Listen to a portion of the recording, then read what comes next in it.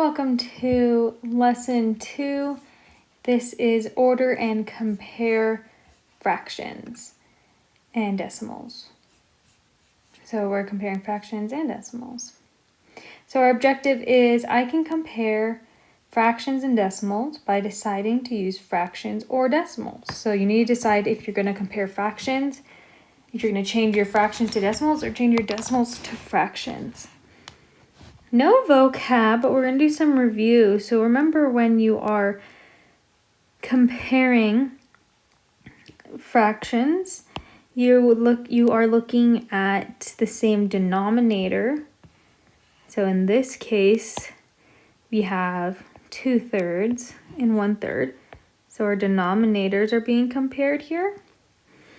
And we could say 2/3 is definitely greater than 1/3. And we can see that visually, that we have two more pieces. And then we also can compare with numerators. And in this case, we have 2 as the same numerator. And we can obviously see here that 2/3 is greater than 2/5. And finally, for review, our symbols. So we have greater than, less than, and equal. And the way to remember how to use it is that you read it, you say it as you read it. So as we're reading, we can see that the alligator's mouth, crocodile mouth, is open, so it's greater than. And as you're reading left to right, so left to right, we can see here that it's open the other direction. So it's eating the bigger number always. And then equal is just equal. So we need to compare 0.92 and 2/7. We're comparing those. Compare 0.92 and 0.7 to 1/2. So we're comparing 0.92 and 1/2, or just a half. And I can do that by changing either 0.92 or a half. I can either change 0.92 into a fraction, or I can change 1/2 into a decimal. So I'm going to do both ways. All right, so unlock the problem. We need to compare 0.92 and 2/7 to 1/2. So we'll start with 0.92 and a half. So remember, 0.92 or 0.92 is the same as 92 hundredths. So I'm going to change my fraction into a decimal to be easier. So to turn a fraction to a decimal, my top falls down and I'm dividing by 1. I'm going to rewrite that. 2 dividing 1. And 2 can go into 10 5 times. So now I'm comparing 0.92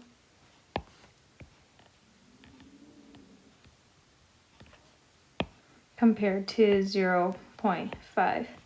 So when we're comparing our decimals, we look at first the whole number, the ones place, and both of them are 0. Then we go to the tenths place, and the tenths, 9 is bigger than 5. So that would mean 92.92 is greater than 0.5. And our second number is, we're comparing 2/7, and we're comparing 2/7 to 1/2. And we need to either have a common denominator or a common numerator. I like to change it to a common denominator. I know the smallest number they have in common is 14. So to get 14, I multiply 2 by 7, and when I do the bottom, I have to do to the top. to get 14, I would get 2 times 2 is 4, and 2 times 7 is 14. Now to get 14, when you multiply by 2, you multiply by 7. When you do to the bottom, you do to the top. And now I have 7/14. And now I'm comparing 4/14 to 7/14. And I can tell that 7, I'm comparing just the numerators now because the denominators are the same. So the numerators, I can tell 7 is bigger than 4, so it is less than. Okay, so here we have steps. So step 1 is to decide if you want to use decimals or fractions. So if we're looking at 0.92 and we're comparing that to a half like we were in the first one, I think it'd be easier to change 1/2 into a decimal and compare the decimals, or you can do, if you have 2/7 compared to a half, it would then be easier to just compare them both as fractions, right? Because it's already a fraction compared to a fraction. But if you prefer to use fractions, so in this first example, if you would rather compare a fraction and a fraction, you could change 0.92 into a fraction. But if you like to use decimals, then you can change a half into a decimal. Step 2 is to convert the comparison to a fraction or a decimal. So now you actually have to do the conversion. So we have 92 compared to a half. So when we change this, we're changing this to a decimal. We have our numerator fall down and be divided by our denominator. So when I divide this, now I'm comparing 0.92 by 0.5, and if I wanted to change this into a fraction, I would need to do this work down here.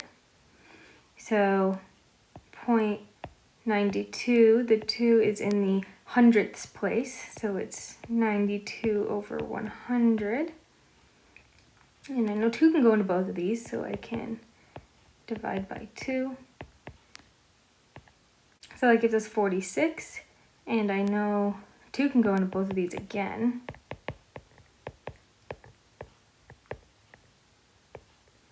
And I'm left with 23/25. And both of those are prime numbers, so I'm done. So now I'm comparing 23/25 to a half. So here I'm changing it into a decimal. Here on this first one, I change it into a decimal. That's this work. And here I'm changing it into a fraction. I'm changing my decimal into a fraction. All right, so these are what we're comparing. So this is its own comparison, and this is its own comparison. So remember, we changed 0.92 to 23/25. And here we changed a half into 0.5. So this is one comparison. So when we compare, we should get the same answer. This is its own comparison. So first we need to compare the whole numbers. So remember, in front of all decimals, there should be a whole number. If there's nothing, that means there's a 0 there. And here there's a 0. So when you're comparing fractions, you look at the whole number first. And there's an invisible 0 in front of these fractions also.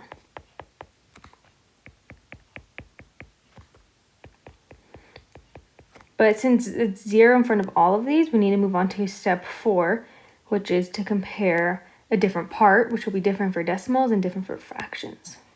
All right, so decimals, you compare the place values starting with the tenths place, and then you start moving to the right. So we compared our whole numbers and we had 0. Now we're comparing the tenths place. And so we're comparing a 5 to a 9. So we know that 9 is bigger than 5.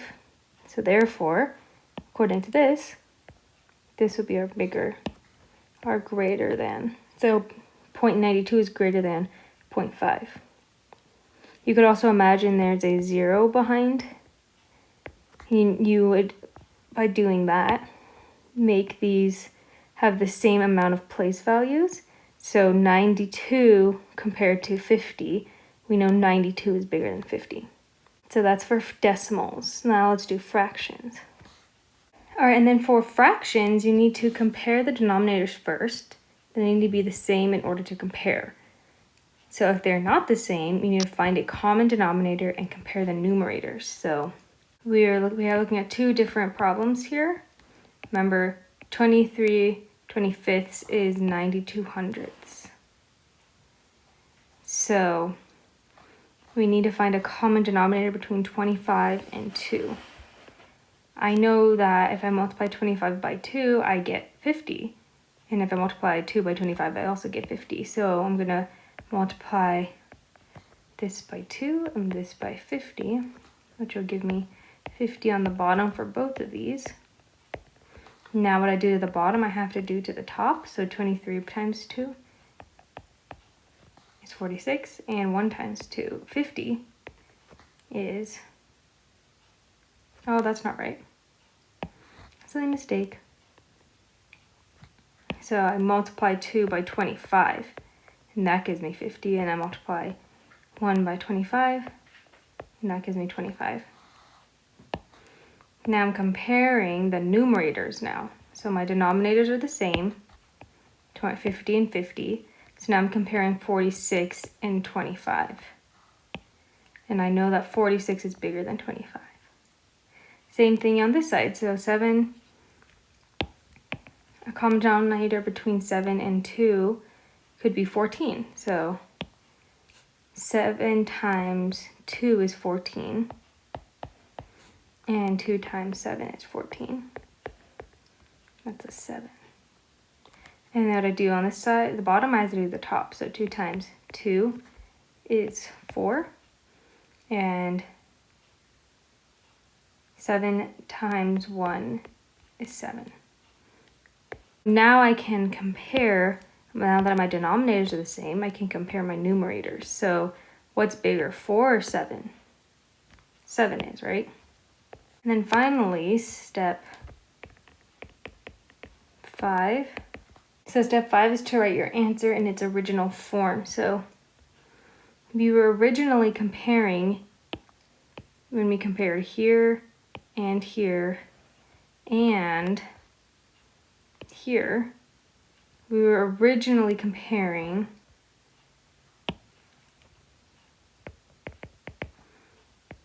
.92 compared to a half. And regardless of what form it's in, if they're both decimals or they're both fractions, 0.92 is still greater than a half. And we were originally comparing 2/7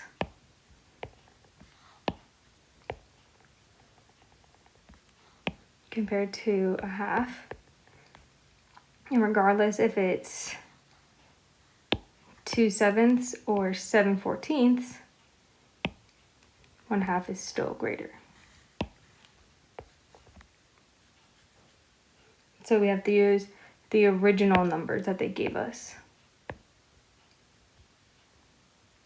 All right, so we are comparing 0.8 and 3/4. So in this example, I'm going to turn my fraction into a decimal. So my 0.8 will stay the same, and 3/4 is going to turn to a decimal by bringing my denominator down and dividing. bringing my numerator down. So I'm doing 3 divided by 4. So 4 cannot go into 3. But 4 can go into 28 7 times. And then I subtract, I get a remainder of 2. Bring down my 0, and 4 can go into 25 times. So the new number I'm working with, I'm comparing now 0.75. So to compare these, I need to look at first the whole numbers, which both of them are 0. So I need to go to the first number behind the denominator, which in this case is 8 and 7. And 8 is bigger than 7. So I could also look at, if we had an invisible 0 here, is 80 bigger than 75? Yeah, so 0.8 is greater than 0.75. So my final answer is 0.8 is greater than 3/4. All right, in this one, I'm going to turn my decimal into a fraction. So I'm comparing 1/20 and 0.06. So 1/20 is going to stay the same. And to turn 0.06 into a fraction, I can see that the 6 is the number we're using, it's our last digit, and it is in the hundredths place. So it would be 6/100. And 2 can go into both of these, so we can reduce. So 6 divided by 2 is 3, and 100 divided by 2 is 50. And 3, it can't go into 50, so our final number that we're comparing is 3/50. And now I need a common denominator. So 20 can go into 20, 40, 60, 80, 100. And 100, I know that 50 can go into 100 also. So what do I multiply by 20 to get 100? Multiply 5. And what I do to the bottom, I have to do to the top. So my new number is 5/100. And I multiply 2 by 50 to get 100.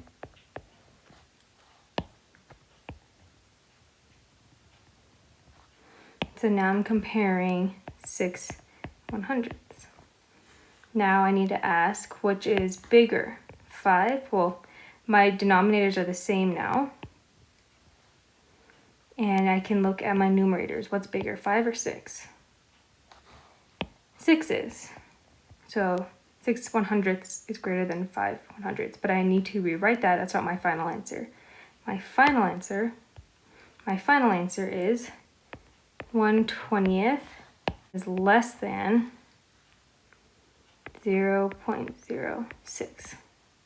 So those are two examples, one where we turned our fraction into a decimal and compared, or you can change your decimal into a fraction and then compare. It is up to you. You can do whichever way works best, as long as you get the right answer and you rewrite your answer with the original numbers. That's all that really has to be the same. Everybody has to rewrite the answer with the original numbers, but you could use decimals or fractions to compare.